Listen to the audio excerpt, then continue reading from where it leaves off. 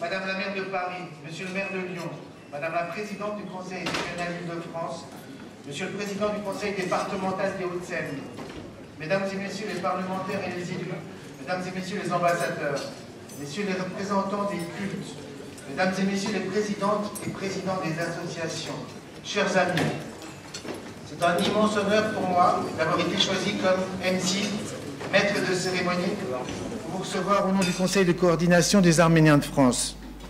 Si on m'avait dit qu'un jour je ferais un discours devant un président de la République et plusieurs ministres, je ne l'aurais pas cru. Mais si on m'avait dit que le sujet de ce discours porterait sur mes origines arméniennes, je l'aurais encore moins cru. Parce que l'identité arménienne, pour moi, elle était de l'ordre de l'intime. C'était la langue de l'affection, la langue des câlins, de la cuisine, une langue qui ne sortait pas de ma famille, la langue de ma grand-mère. Ma grand-mère à qui je dois sans doute mon amour immodéré pour la montagne. C'était une championne de randonnée. Elle a fait Amasya d'Erzor, 1000 km à pied, avec ses 7 sœurs, dont elle maculait le visage de boue pour ne pas qu'elle se fasse enlever. Madame Anne Hidalgo, maire de Paris. Ces mots et cet état d'esprit nous accompagneront enfin en octobre lors du sommet de l'Organisation internationale de la francophonie à Erevan, ainsi que lors des fêtes du 2800e anniversaire d'Erevan. Et en tant que présidente de l'Association internationale des maires francophones, bien sûr que Paris sera présente lors de ces commémorations, de cet anniversaire et de ces célébrations. La francophonie qui met en fait à l'honneur l'Arménie, et c'est justice, tant il est vrai que l'Arménie, depuis un siècle, est l'honneur de la francophonie. Ce sommet nous permettra de faire entendre au monde cette très belle harmonie, cette harmonie linguistique et culturelle que n'aurait pas renié le père Komitas. Et aujourd'hui, cette harmonie est vivante. Elle est vivante à Erevan, où j'ai passé un de mes plus enrichissants séjours à l'étranger. Elle est vivante aussi à Paris, cette harmonie, non pas comme un écho d'un souvenir lointain, mais bel et bien comme un accord majeur au sein duquel résonne aussi la voix de la jeunesse. Tous mes amis arméniens ici présents le savent, parce que je leur répète chaque fois que je les croise, j'ai été impressionnée par la vitalité et l'innovation que j'ai découverte à Erevan. Là-bas, pour reprendre un bon mot de Sacha Guitry sur Paris, on peut dire qu'avec les enfants, avec les jeunes, l'esprit court les rues. Dans cette ville, j'ai ressenti la culture non pas comme une denrée rare appropriée par les élites, mais comme une corne d'abondance, à la fois totalement ouverte à tous et nourrie de tous. Cela m'a particulièrement frappée lors de ma visite au centre Toumo. Oui, je vais vous parler de Toumo. Chaque fois que je vous vois, je vous parle de Toumo. Monsieur le Président, je pense que vous serez très intéressé par ce qui va suivre, parce que j'étais, avant d'être ici avec vous, aux vœux à l'Élysée, et vous avez fait l'éloge de l'esprit d'innovation, de l'audace, de la prise de risque. Et justement, ce Toumo, c'est tout ça. C'est ce que j'ai trouvé à Erevan.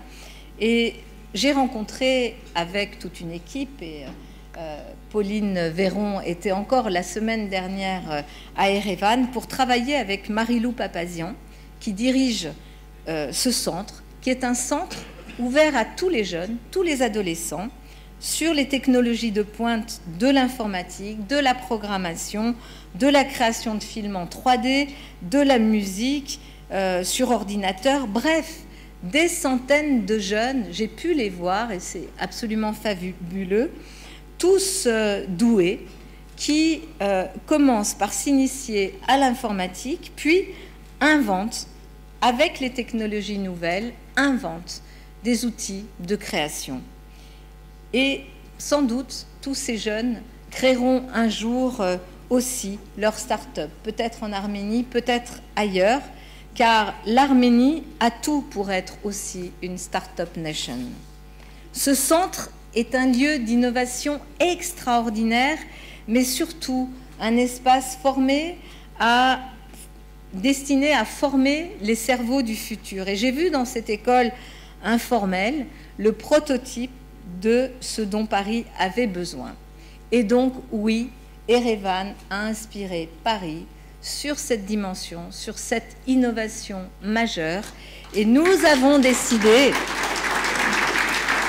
j'ai décidé de créer à Paris, Toumo Paris, la première école gratuite pour tous les jeunes de 12 à 18 ans, qui sera située aux Halles de Paris, dans le Forum des Halles, et qui va permettre à tous nos adolescents de pouvoir justement apprendre, grâce à cette nouvelle technologie, ceux qui voudront aller vers la musique, ceux qui voudront aller vers du cinéma. Il y a ici beaucoup d'artistes, ils savent ce que cela veut dire. Tous ces jeunes pourront y accéder parce que Erevan nous a inspirés. Et ça, nous vous le devons. Lorsque je rencontrais le maire d'Erevan, il me disait comment Paris peut aider Erevan. Et en fait, c'est Erevan qui aide Paris. Merci à Erevan. Cette école Toumo s'implantera au cœur de la ville. J'appelle maintenant Madame Valérie Pécresse, présidente du Conseil régional Île-de-France. Arménien je suis, mais plus français que moi, tu meurs. Et vous êtes tous évidemment familiers de ces mots d'Henri Verneuil, peut-être que M. Costa-Gavras les connaît aussi. Pour moi, ces mots témoignent du lien très particulier, du lien indéfectible, d'un lien fusionnel. Parce que ce qui nous lie, ce qui lie la France et l'Arménie, c'est une histoire douloureuse, une histoire touchante, une histoire de famille. Parce que la communauté arménienne de France et d'Île-de-France incarne ce qu'est la République, des racines et des ailes. Vous êtes tous extrêmement attachés à vos racines, du Petit Caucase au lac Sévan, d'Erevan à l'Arax. Vous êtes aussi farouchement républicains, passionnément français. Et j'aime l'image qu'utilise souvent Charles Aznavour pour expliquer cette alchimie intérieure si particulière. Vous le savez, il dit, c'est comme le café au lait. On ne peut séparer l'un de l'autre. Alors, je suis venue tout simplement vous assurer que la région se mobilise pour vous, en soutenant cette année, elle aussi, la conférence internationale pour le 103e anniversaire du génocide arménien, en soutenant toute une série de manifestations dans les écoles, des occasions de mémoire, et je voudrais vraiment saluer l'action du CCAF qui est très mobilisé sur tous ces sujets et avec lequel nous avons un partenariat qui est extrêmement fructueux pour former nos jeunes, les éduquer, leur expliquer ce qui s'est passé et pour que l'histoire ne se reproduise pas. Alors, nous allons évidemment prendre toute notre part et j'espérais que ce soir, on allait enfin nous dévoiler le lieu. Bon, mais j'ai compris que ça allait être dans les semaines ou dans les mois qui viennent. Nous soutiendrons la création du Centre arménien de civilisation et de mémoire en Île-de-France, un lieu emblématique, symbolique, que nous attendons tous.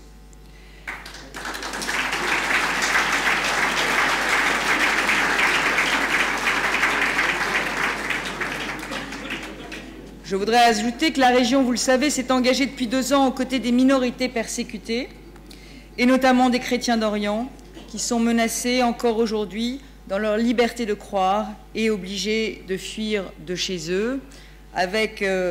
Aux côtés de Patrick Karam, je m'étais déjà engagée pour eux, alors que j'étais députée, en créant le groupe d'études qui a contribué à faire en sorte que la France ne reste pas indifférente à leur sort.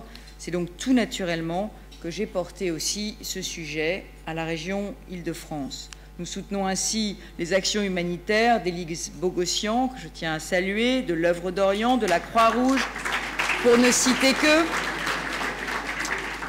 Je voudrais les féliciter pour leur engagement, parce que c'est un engagement extrêmement courageux. Et je souhaite aussi que la France et l'Europe s'engagent, chacune à leur niveau, pour la sécurité de toutes les minorités persécutées partout dans le monde. J'ajoute évidemment que je souhaite que notre pays soit le fer de lance de la reconnaissance de la sécurité de l'Arménie et de son peuple. parce qu'aujourd'hui, eh bien, c'est une cause qui nous oblige. À la veille du sommet de la francophonie qui se tiendra en octobre, je souhaite que la région renouvelle et enrichisse son partenariat avec Erevan, parce que nous sommes un peu en sommeil. Or, il y a beaucoup de ressemblances entre la région d'Erevan et la région d'Île-de-France. Comme l'Île-de-France, Erevan concentre 40% de la richesse du pays. Comme l'Île-de-France, elle connaît une explosion démographique qui l'oblige à repenser les mobilités, l'urbanisme, les rapports entre l'homme, la ville et la nature, mais aussi la mise en valeur de son patrimoine historique et touristique. Ce sont les premières pistes de partenariat que nous pouvons explorer, et j'en ai parlé avec l'ambassadeur d'Arménie. J'ajoute qu'Erevan aurait toute sa place au sein de l'incubateur de start-up francophone Sprint que nous avons lancé avec nos régions partenaires d'Asie, d'Orient et d'Afrique. Vous savez que l'Île-de-France ambitionne d'être la nouvelle Silicon Valley d'Europe, mais je pense que l'Arménie a elle aussi des ambitions de monter son économie autour de l'idée de Startup Nation. Et j'ai vu qu'effectivement, Anne Hidalgo a déjà trouvé en Arménie des sociétés qui sont extrêmement moteurs dans l'éducation au code. Donc, je crois que la voie est toute tracée pour que la région s'y engouffre. J'ajoute que l'ambassadeur de France a souligné, et c'est une grande honte pour nous, qu'aucune université francilienne n'avait à ce jour encore de partenariat avec une université arménienne. Donc je m'engage solennellement devant vous à revenir l'année prochaine avec un partenariat signé. Le Conseil de coordination des organisations arméniennes de France est heureux de vous accueillir ce soir au cours de son dîner annuel. Arat Oranian et moi-même, qui avons le privilège de co-présider le CCAF, sommes entourés d'un bureau national dont les membres sont ici autour de nous. Tous ensemble, nous voulons vous souhaiter la bienvenue au dîner du CCAF.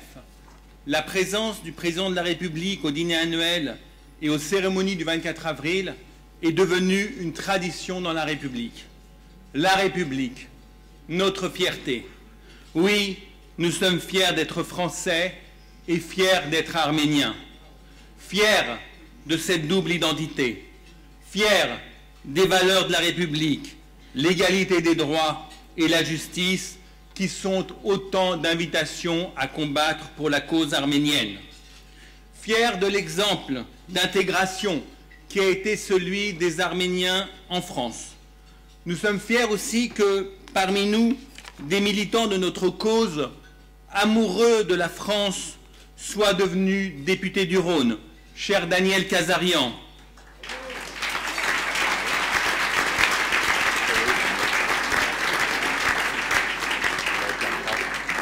Maire de Lyon, cher Georges Kepenekian.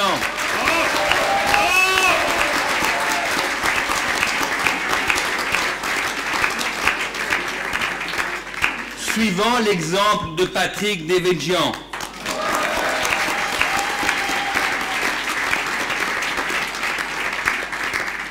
Et nous sommes ravis d'avoir fait récemment la connaissance de Jacques-Marie Lossian, Nadia Essayan et Guillaume Kasparian.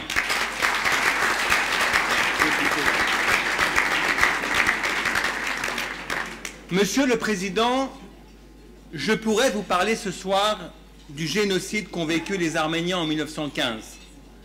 1 500 000 femmes, enfants, vieillards, déportés, tués, assassinés, massacrés, violés, égorgés, les femmes éventrées, traitées comme des esclaves. L'inhumanité absolue, le peuple arménien l'a vécue. Je pourrais vous rappeler qu'Erdogan a fermé de nombreux médias, qu'il a ordonné l'arrestation de centaines de milliers d'opposants, de magistrats, d'avocats, de journalistes, de professeurs d'université, d'intellectuels, de parlementaires, de militants kurdes. Il a plongé le pays dans une véritable dictature constitutionnelle. Je pourrais souligner qu'en Turquie, aujourd'hui, oui, je dis bien aujourd'hui, en 2018, des rues et des avenues, un mausolée porte le nom de Talat, le Hitler turc, le ministre de l'Intérieur en 1915, celui qui a mis au point le plan d'extermination des Arméniens. Chers amis, pourrait-on imaginer aujourd'hui, quelque part dans le monde, la moindre impasse Adolf Hitler? Non. Et c'est bien heureux comme ça. Je pourrais vous alerter sur le fait que les minorités sont en danger aujourd'hui en Turquie. Les Arméniens, les Kurdes, les Assyro-Chaldéens, les Alévis, les Juifs. Il y en a un qui est en immense danger aujourd'hui en Turquie. Il est là ce soir avec nous. Je veux parler de Garo Paylan.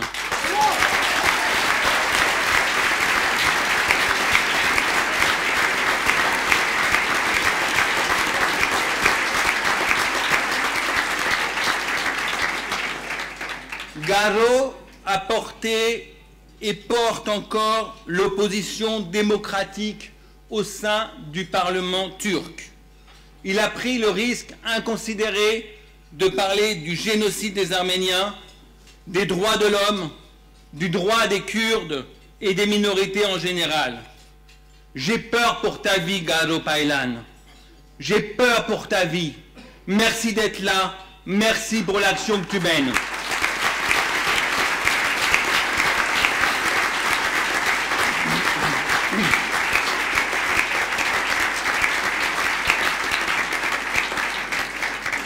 Il y a tellement de choses à dire, à dénoncer, à faire progresser, Monsieur le Président. La France est un grand pays.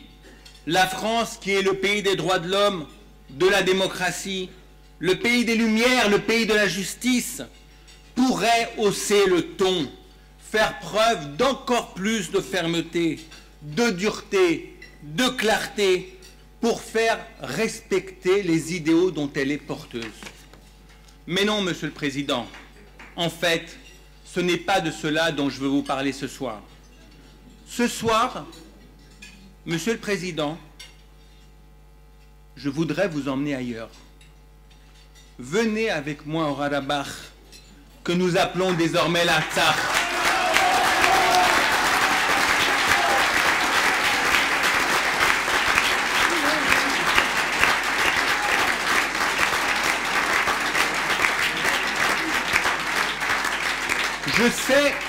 Je sais que vous en êtes capable.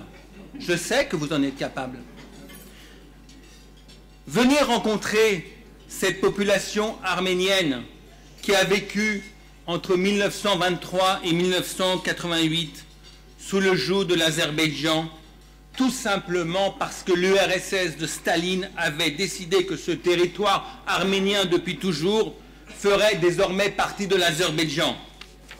Cette population qui a été victime du sous-développement, de la misère, des exactions sous administration de l'Azerbaïdjan et qui, en 1988, à la fin des années Gorbatchev, a lancé un mouvement pacifique pour demander l'organisation d'un référendum d'autodétermination, inclus dans la constitution soviétique, auquel les Azéris ont répondu par des pogroms partout où il y avait des Arméniens en Azerbaïdjan, ravivant douloureusement le spectre des images de 1915. Alors, il a fallu résister en Arménie, en diaspora et en Artsakh. Résistance politique, résistance humanitaire et, parce que c'était nécessaire, résistance armée. Et les Arméniens ont finalement remporté cette guerre qu'on leur avait imposée. Et depuis 1994, année de signature du cessez-le-feu, l'Azerbaïdjan viole entre 6 000 et 10 000 fois ce cessez-le-feu. Monsieur le Président, lorsque nous nous sommes rencontrés pour la première fois, c'était au dîner du CRIF l'année dernière, vous nous avez fait une promesse, celle de venir au dîner du CCAF si vous étiez élu à la présidence de la République. Nous constatons tous ici avec joie que vous avez tenu parole.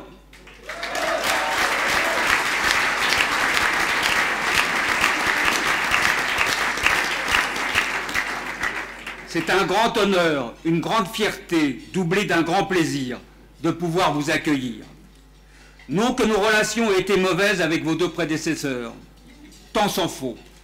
Mais il est vrai que votre élection a fait souffler sur le pays un vent de nouveautés, de réformes et d'espoir. Or, de l'espoir, nous en avons bien besoin dans ce monde difficile et violent auquel nombre des communautés ici présentes ont largement payé leur tribut en vie humaine.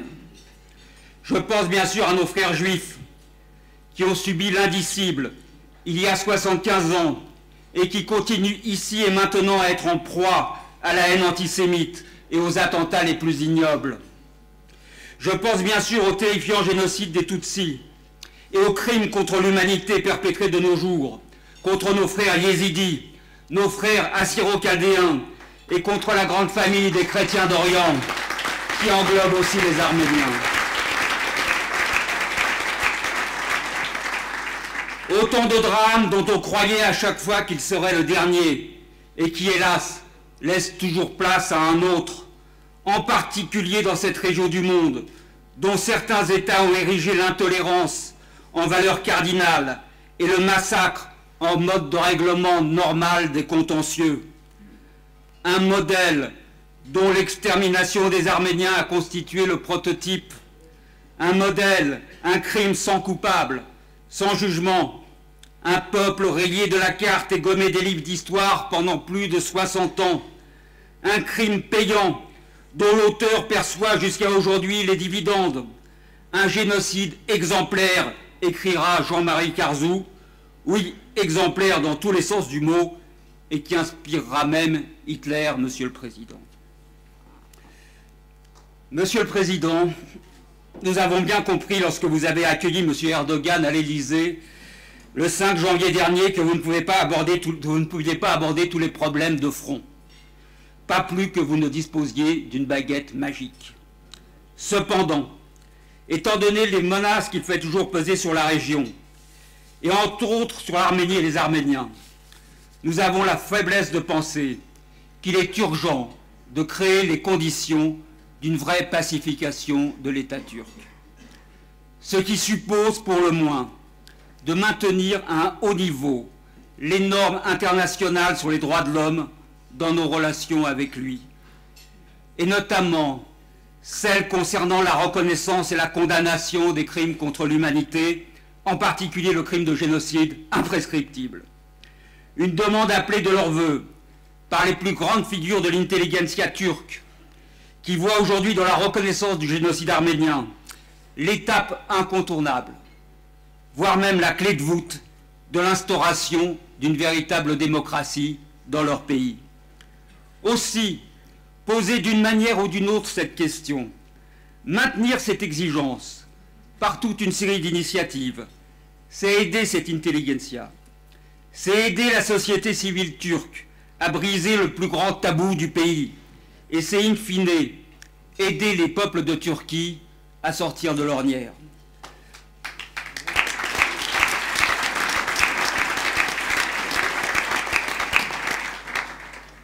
On nous dit que nous avons besoin de la Turquie.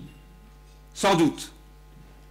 Mais en tout cas, pas d'une Turquie qui menace ses voisins, qui occupe Chypre, un État membre de l'Union européenne, qui jette ses journalistes en prison, qui compte aujourd'hui 55 000 prisonniers politiques, qui a licencié 160 000 fonctionnaires pour délit d'opinion, qui fait la guerre aux Kurdes à l'intérieur et à l'extérieur de ses frontières, y compris ceux qui combattent Daesh au sol. Comment ne pas être consterné par ce spectacle, et ce, sans compter l'instrumentalisation de la question des réfugiés, pour faire plier l'Europe à ses volontés, on le sait bien. Pardon, mais il nous semble qu'il y a vraiment un problème avec cette Turquie-là. D'autant que ces dérives ne s'arrêtent pas à ses frontières, mais que leur onde de choc se propage jusqu'aux nôtres. Toutes choses égales par ailleurs, mais tout de même, on l'a vu encore il y a quelques mois à Grenoble, avec cette énième profanation d'un mémorial du génocide, ou encore avec ces menaces de mort qui pèsent, nous dit-on, sur des responsables arméniens d'Europe. ou avec ces procès en diffamation, intentés par des négationnistes qui, non contents de jouir de l'impunité, ont la prétention d'empêcher qu'on les désigne pour ce qu'ils sont. Ou encore avec le soutien à l'islamisme politique dans différents pays d'Europe, y compris la France, à travers la promotion de partis politiques affiliés à l'AKP. On peut bien sûr s'accommoder de cette situation comme de tant d'autres. Nous pas. Voilà pourquoi nous estimons que la loi de pénalisation du négationnisme, votée plusieurs fois par la représentation nationale, est importante, comme l'est l'inscription officielle dans le calendrier républicain des commémorations du 24 avril, ou l'enseignement du génocide dans les programmes scolaires, selon les termes préconisés par la mission de Vincent Duclercq.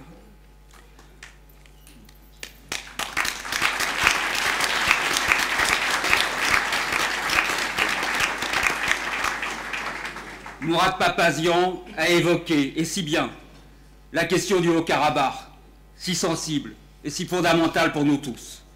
Je n'y reviendrai pas. Mais en ce qui concerne l'Arménie, Monsieur le Président, je n'émettrai qu'un seul souhait. Qu'on la laisse vivre. Elle possède en elle toutes les ressources pour élever les défis de l'avenir, dans de nombreux domaines, dont celui des hautes technologies, comme l'a indiqué tout à l'heure notre chère Anne Hidalgo. Idem en ce qui concerne sa volonté de s'ouvrir à l'Europe, avec l'accord de partenariat qu'elle vient de signer, tout en restant naturellement fidèle à son environnement géopolitique régional et à l'Union eurasienne, initiée par la Russie. Idem aussi sur ce que signifie l'organisation du prochain sommet international de la francophonie à Erevan. Tout cela en dit très long sur les 3000 ans d'histoire de l'Arménie. Jeune État et vieille nation, dernière marche européenne sur la route vers l'Asie et premier contrefort européen quand l'Asie vient vers l'Europe.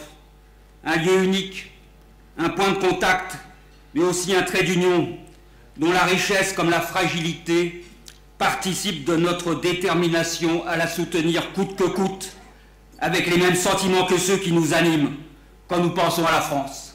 Je vous remercie. Mesdames et messieurs, chers amis, j'appelle maintenant M. Emmanuel Macron, président de la République. Le 24 avril dernier, vous l'avez rappelé, nous nous tenions ensemble dans le recueillement devant la statue de Komitas. Nous avons honoré la mémoire d'un homme mort en France après une vie de souffrance et qui toute sa vie n'eut qu'une obsession: créer un lien entre le passé et l'avenir, certain qu'il n'est pas d'avenir sans fidélité et sans racines. Et les derniers mots qu'il a prononcés sont sans doute la plus haute expression de ce que fut sa vie. Prenez soin des enfants. Komitas avait raison. C'est pourquoi nous ne devons jamais cesser de nous souvenir. Nous souvenir du 24 avril 1915 à Constantinople, où 600 intellectuels arméniens furent assassinés, le début du premier génocide du XXe siècle. Vous en avez rappelé les chiffres, vous en avez rappelé toutes les atrocités. Nous souvenir que le meurtre contre la culture annonce toujours celui contre l'humanité. Nous souvenir de ces hommes, de ces femmes, de ces enfants, morts de faim, de froid et d'épuisement sur les routes de la déportation. Nous souvenir enfin des survivants que furent vos parents, vos grands-parents. Débarqués à Marseille après être passés par le Liban, l'Égypte ou la Grèce, ils sont arrivés dans une France qui avait nourri leur éducation et leur imagination, une France qui, par la voix de Georges Clemenceau, d'Anatole France, de Jean Jaurès, dénonçait les massacres des Arméniens dans l'Empire ottoman, qualifiant le génocide dès le 25 mai 1915, avec le Royaume-Uni et la Russie, de crimes contre l'humanité et contre la civilisation. Au sortir de la Grande Guerre, pourtant, les Français ne comprirent pas toujours la tragédie arménienne. Estampillés comme apatrides, parce que leur pays avait disparu, les Arméniens ont pour beaucoup connu les camps, les logements précaires d'une France exsangue qui les fit attendre parfois des dizaines d'années, jusque dans les années 1950, avant qu'ils n'obtiennent la nationalité française, alors qu'ils avaient déjà tant apporté au pays. Pendant la Seconde Guerre mondiale, les Arméniens, devenus français ou restés apatrides, avaient, nombreux, rejoint la résistance. Ils connaissaient le prix de la liberté. Ils mesuraient les menaces dont était porteur le régime nazi. Certains avaient lu les 40 jours du Musadag de Franz Werfel, publié en 1933 pour alerter le monde qu'un génocide, celui des Arméniens, avait eu lieu et qu'un autre était imminent. Et en évoquant la figure de Misak Manouchian, arménien réfugié en France, poète et résistant. Paul Éluard disait dans Légion que ces étrangers, comme on les nommait encore, avaient dans leur sang le sang de leurs semblables et savaient quelle était leur patrie. Tous, au fond, ont pu se reconnaître dans la chanson de Charles Aznavour sur les émigrants. Bâtissant un temple à temps perdu, ils ont tenu, déterminés pour leurs enfants à faire un monde différent. Ils ont reconnu leur parcours de vie et leurs espoirs dans ces chansons, dans les films d'Henri Verneuil que vous citiez tout à l'heure, resté au plus profond de lui-même, Verneuil ou Malakian, ce petit réfugié ne parlant pas français débarquant à 4 ans sur le quai de la Joliette. Ils étaient tous des fils et des filles de France qui lui ont tant apporté, chacun à sa manière, comme vous le faites aujourd'hui. Ils étaient, ou sont, vos parents, vos grands-parents. Alors oui, vous pouvez être fiers d'eux. Et la France leur est reconnaissante parce que ces réfugiés nous ont appris à mieux regarder l'histoire. La leur, mais surtout la nôtre, car nous avons compris quelles espérances la France pouvait nourrir chez les exilés. Et nous avons compris le surcroît de force que des exilés peuvent apporter à la France. Nous avons ainsi reçu une grande leçon d'humanité, une grande leçon aussi de fidélité, en ne se contentant pas de se souvenir, mais en revendiquant, comme Serge et Beate Karstfeld l'ont fait sur la mémoire de la Shoah, en faisant, selon leurs propres mots, ce qui leur semblait juste, sur le long chemin vers la protection morale de l'humanité, avec les moyens du droit, de l'éducation et de la connaissance. Ce combat pour la justice et la reconnaissance est notre combat à tous. Nous le menons par la mémoire, en soutenant l'inscription au calendrier républicain d'une journée de commémoration du génocide. C'est un engagement que j'ai pris lorsque j'étais candidat et que je confirme devant vous aujourd'hui.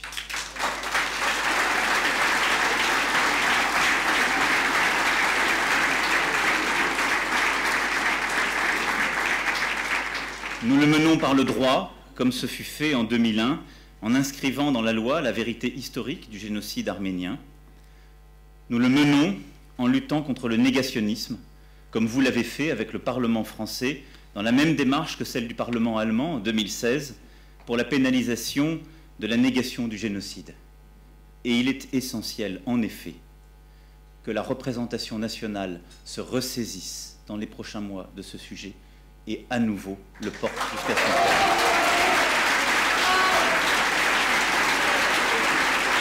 L'Europe, la France n'a pas été motrice à cet égard, elle a suivi une décision poussée par d'autres. L'Europe a décidé que la Turquie serait un de ses alliés pour gérer la crise migratoire. La Turquie a plusieurs millions de réfugiés, comme aujourd'hui le Liban et la Jordanie. Et cette situation fait que pour notre sécurité collective, ce dialogue est nécessaire et la coopération est indispensable.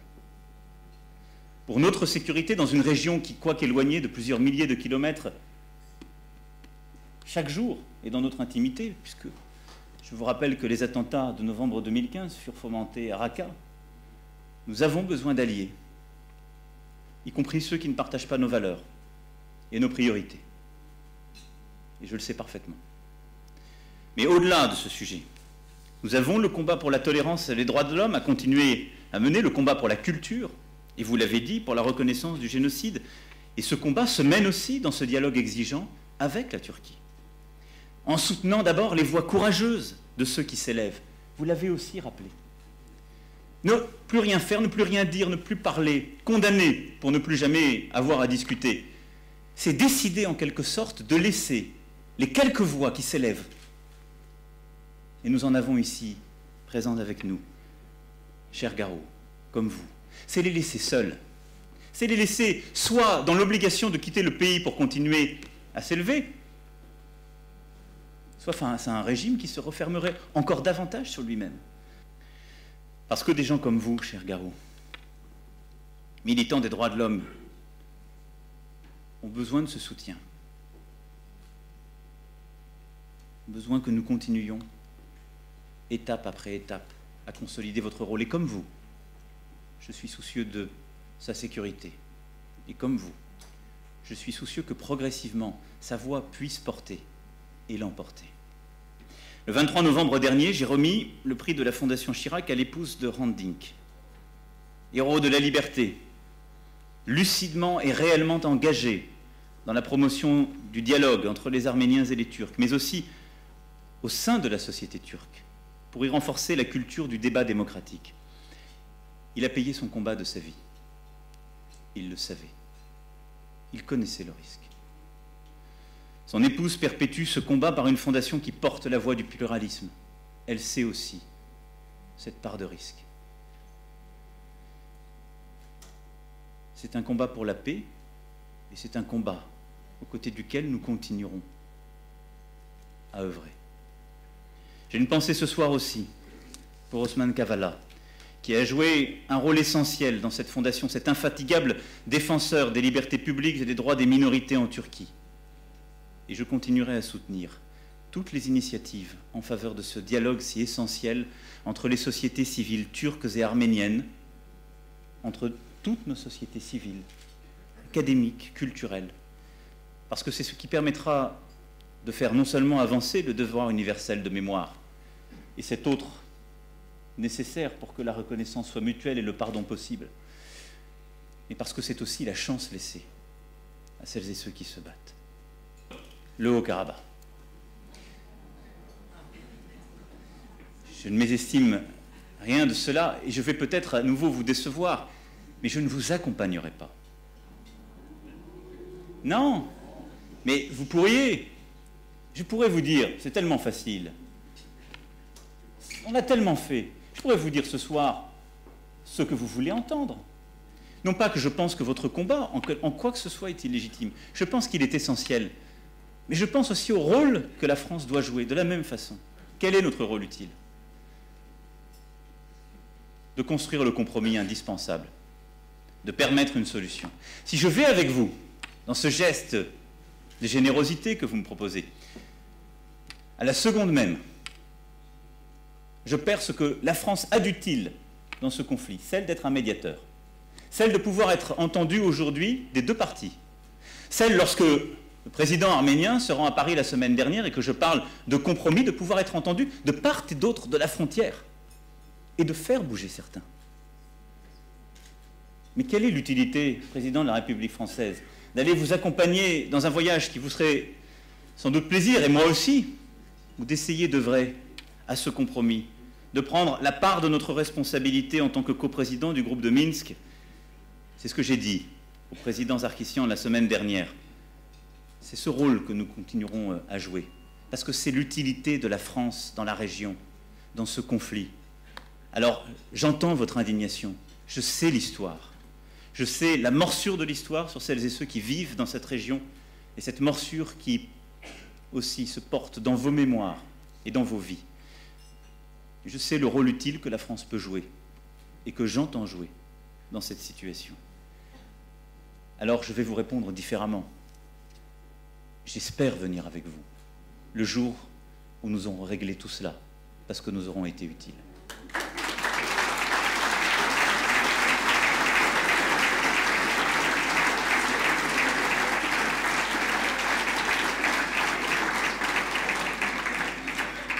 Parce que le statu quo n'est pas une option, là aussi.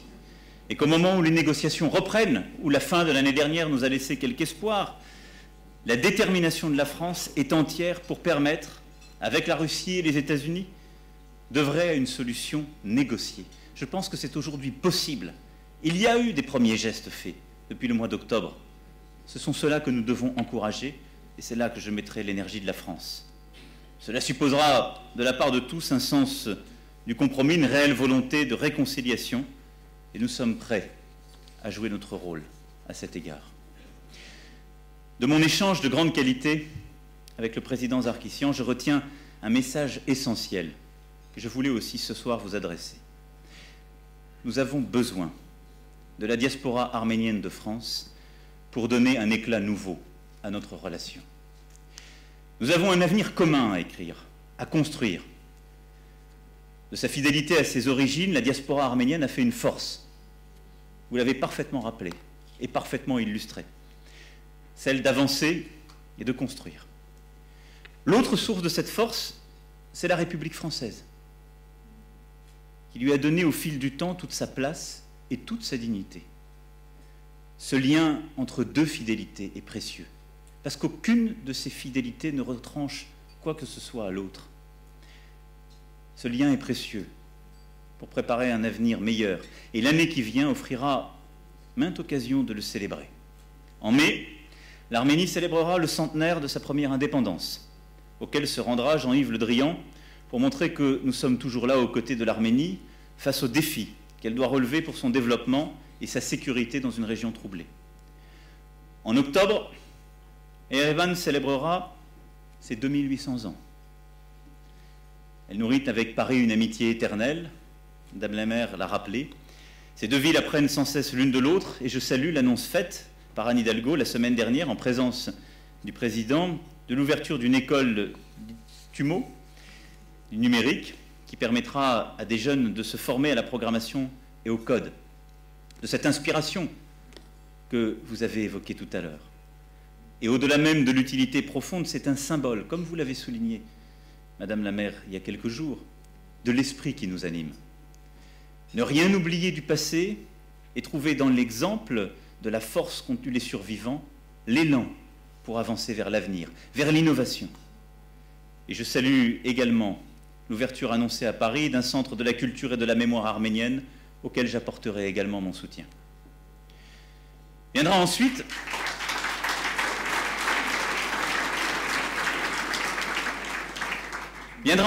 la visite d'État que j'effectuerai en Arménie juste avant le sommet de la francophonie.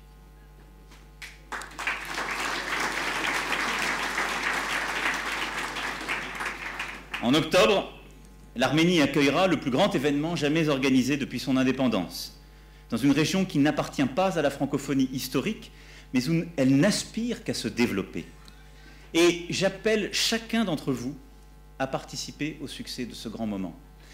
Parce que vous avez un rôle tout particulier à jouer pour la préparation et la réussite de cet événement.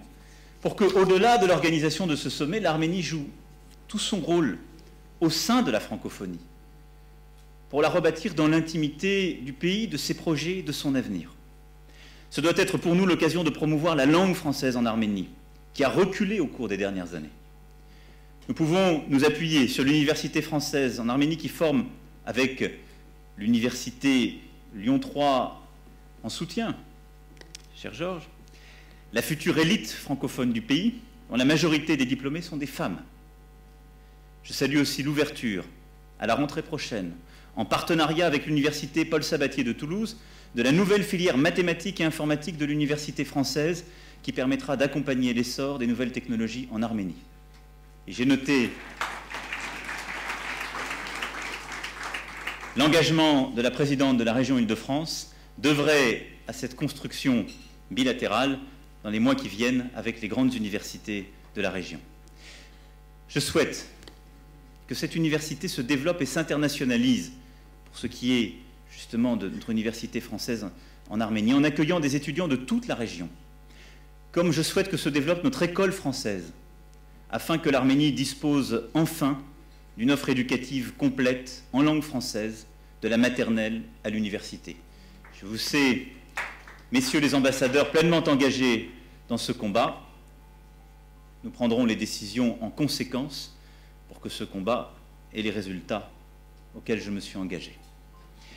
J'ai demandé aussi au président Sarkissian son concours pour que nos établissements trouvent de nouvelles implantations qui leur permettent de se développer et de contribuer à l'ancrage de l'Arménie dans la francophonie. Je souhaite aussi que ce sommet soit l'occasion de doter Erevan de la présence culturelle française qui lui manque. Le centre Charles Aznavour, qui ouvrira prochainement ses portes, pourra devenir la maison à partir de laquelle rayonnera la culture française en Arménie, en liaison avec nos opérateurs culturels et en lien, là aussi, avec vous tous. Et je souhaite que, dès l'automne prochain, nous puissions y apporter la démonstration concrète d'une présence renforcée et renouvelée. Enfin, je vous invite à devenir les acteurs du développement des relations économiques entre la France et l'Arménie, car nos échanges ne sont pas à la hauteur, aujourd'hui, de notre relation politique. Dans les domaines de l'agriculture, du tourisme, de la santé, des nouvelles technologies, nous devons faire plus en Arménie, d'autant que ce pays dispose d'un accès direct à l'espace économique eurasiatique, à l'Iran, et vient de signer un accord de partenariat renforcé avec l'Union européenne. Nous avons décidé, avec le président, d'organiser à l'occasion du sommet un forum économique qui permettra de créer un réseau mondial d'entrepreneurs francophones. Autour de ces projets, ce que nous préparons, c'est un nouveau départ concret pour l'Arménie, avec toutes celles et ceux qui œuvrent pour la relation bilatérale et pour le développement culturel, économique de la francophonie dans ce pays. Quand je regarde l'Assemblée de ce soir, je reconnais des entrepreneurs, des médecins, des universitaires, des professeurs, des architectes, des journalistes, des artistes, des acteurs de la vie politique, économique et intellectuelle de notre pays. Je vois autant de forces vives prêtes à se mobiliser pour que la France réussisse sa relation avec l'Arménie et qu'elle le fasse, comme le dit l'artiste qui nous manque parce qu'il est à nouveau en tournée ce soir, dans la langue de Molière. Je sais que beaucoup d'entre vous, à l'instar du président du groupe d'amitié France-Arménie à l'Assemblée, présent lors de cette visite bilatérale de la semaine dernière, je sais que beaucoup d'entre vous pensent, dans ces moments-là, à leurs parents, à leurs grands-parents, à leur famille. Et je sais que beaucoup se disent qu'il leur revient aujourd'hui de maintenir ce fil en s'engageant à leur tour dans l'histoire des relations franco-arméniennes. C'est un engagement intime, mais comme toujours depuis le début, c'est aussi un engagement pour la France. Alors à tous, je veux dire que oui, nous serons fidèles au message de Komitas. Nous prendrons soin des enfants d'Arménie, pour qu'ils construisent un avenir fécond avec la France, des enfants de France, en construisant un pays fort, confiant en lui, ouvert sur le monde et ami de l'Arménie. Des enfants du monde, en nous battant ensemble pour que chacun ait accès à l'éducation, l'emploi, à une place. Toutes les violences et les tragédies qui ont jalonné l'histoire de l'Arménie comme l'histoire de la France ont eu leur source commune dans le déni d'humanité. Notre parcours commun nous a appris tout ce qu'il est possible de construire dans le respect et la confiance. C'est de cela que le monde a besoin, et c'est pour cela que l'amitié entre la France et l'Arménie ne cessera jamais. Je vous remercie.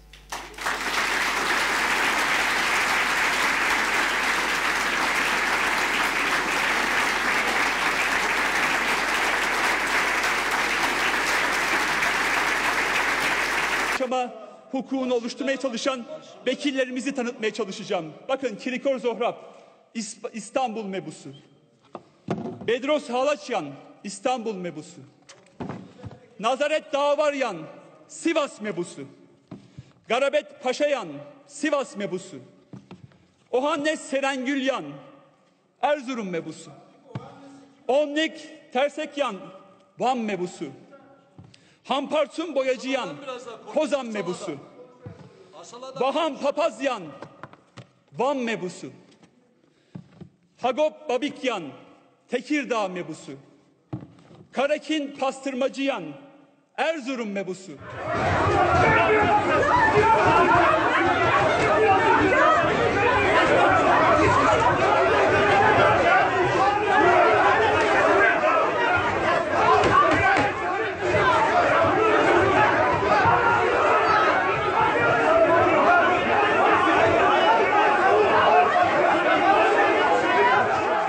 It was a coup against HTP.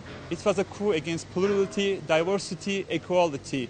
This is what I name, and the status quo doesn't want any change. They only want one nation, one ideology, and one religion. That is it, one identity. And whoever says, I'm a Kurd, I'm an Armenian, I have rights, they say that you are terrorists and you have to be in the prison or in the grave. This is it, and this is fascism, let's name it.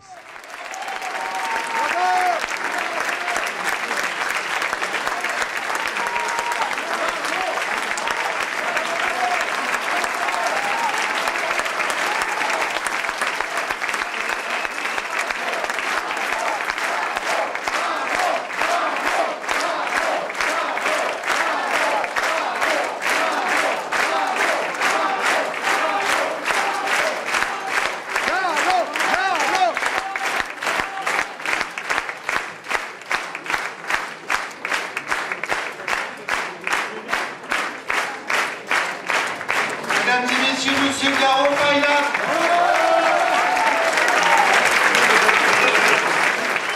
Cher Garo Paylan, la distinction que je vais vous remettre, que j'ai l'honneur de vous remettre ce soir, est la plus haute distinction que la ville de Paris puisse accorder. C'est la médaille Grand Vermeil de la ville de Paris. Cette distinction, c'est pour votre immense courage.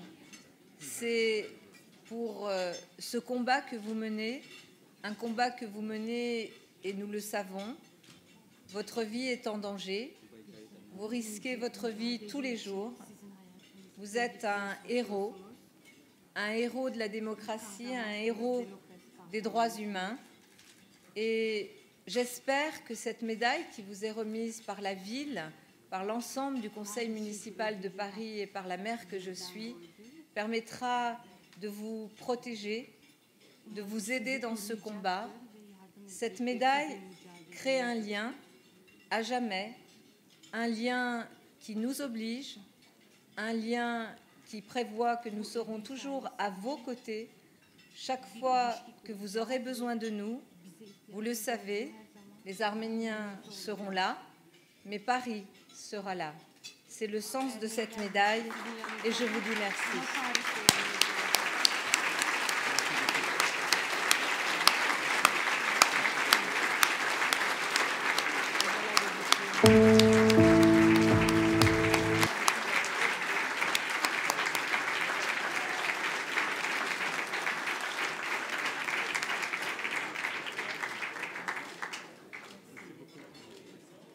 Je vous demande de vous asseoir et de faire un petit peu de calme. Parce que ce soir, c'est la soirée des héros. Après Garo Paylan, le CCAF a décidé d'honorer un couple magistral qui nous donne des leçons depuis si longtemps, des leçons de courage, des leçons d'humanité, des leçons de ténacité. Et je demande que vous fassiez un triomphe à Beate et Serge Klarsfeld.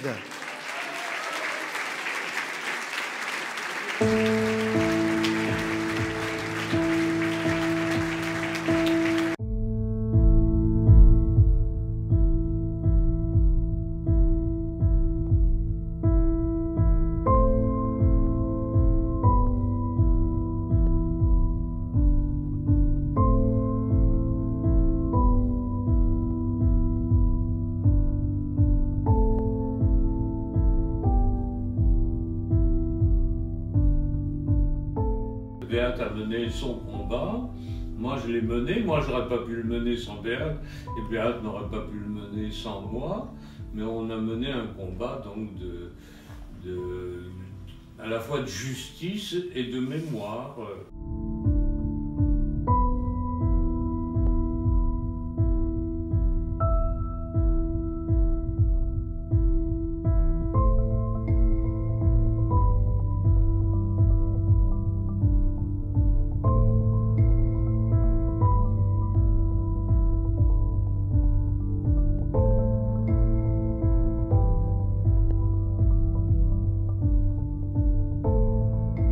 Les situations ne sont pas les mêmes, criminels nazis, il n'y en a plus.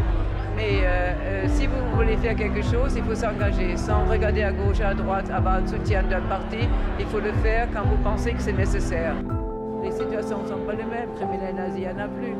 Mais si vous voulez faire quelque chose, il faut s'engager, sans regarder à gauche et à droite, avoir un soutien d'un parti. Il faut le faire quand vous pensez que c'est nécessaire.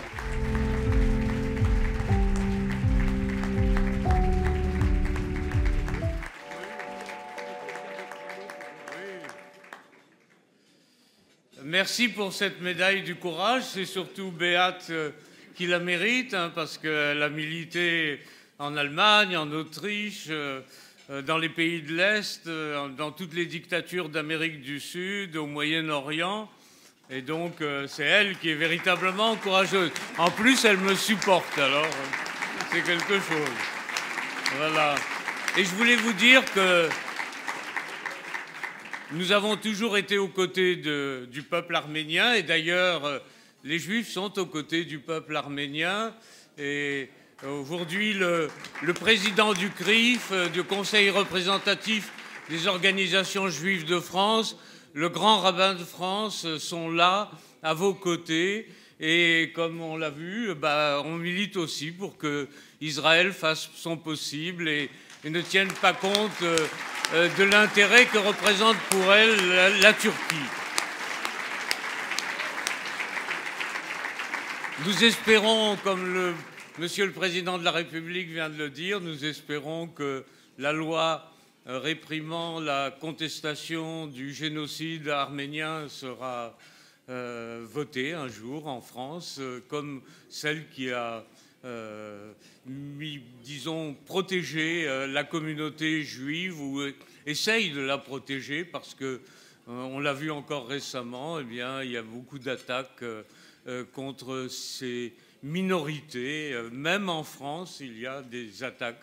Et il faut s'engager, voilà, c'est ce qu'a dit Beate, il faut s'engager. Et ça, c'est l'éducation civique. Je crois que ce n'est pas la connaissance du génocide des Arméniens qui suffira, ce n'est pas la connaissance du génocide des Juifs qui suffira, c'est le déclic que ça doit provoquer pour que les gens s'engagent et qu'ils deviennent des citoyens actifs et qu'ils défendent les valeurs de liberté, de dignité humaine, qui sont les valeurs démocratiques. Or, les grands engagements, ce sont surtout ceux qui sont provoqués par la haine et pas par l'amour. Et donc, disons, ceux qui respectent la liberté, la démocratie, etc., doivent s'engager. Et je pense que sous cette présidence, on fera beaucoup pour que cet engagement civique soit une réalité, parce que sinon eh bien, on se retrouvera dans des situations comme celle du printemps, où nous avons eu très peur et où il a fallu que, disons, beaucoup de Français s'engagent pour échapper au pire. Je vous remercie beaucoup et on sera toujours à vos côtés. Merci à vous. Merci.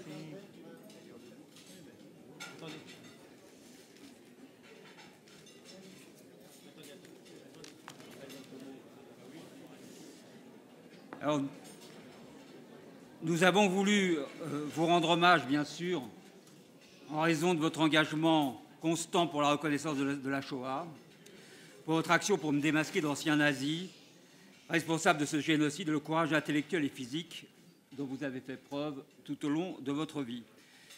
Mais surtout, nous voudrions vous dire que votre engagement en servant les Juifs a également servi l'humanité et qu'il a eu valeur d'exemple pour beaucoup de militants de la cause arménienne. Merci. Voilà. Je voudrais pas terminer, avant, il y a énormément de personnalités ici, énormément d'associations. On a signalé le CRIF avec son président Francis Khalifa qui nous a fait l'honneur de venir. On a oublié Joël Mergui du consistoire. Je ne vais pas toutes les citer parce que ça serait impossible.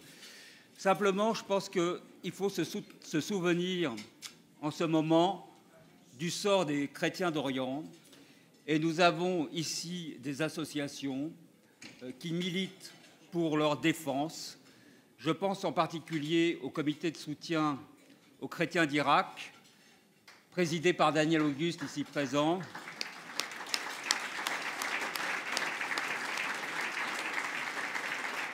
Et également, je pense à la Credo, Chrétiens d'Orient en danger, présidé par Patrick Karam, que vous connaissez bien, très engagé sur la cause arménienne et en particulier sur la cause du Karabakh, et qui fait un travail essentiel aussi pour la défense des chrétiens d'Orient qui sont en danger. Merci à tous qui êtes venus aujourd'hui.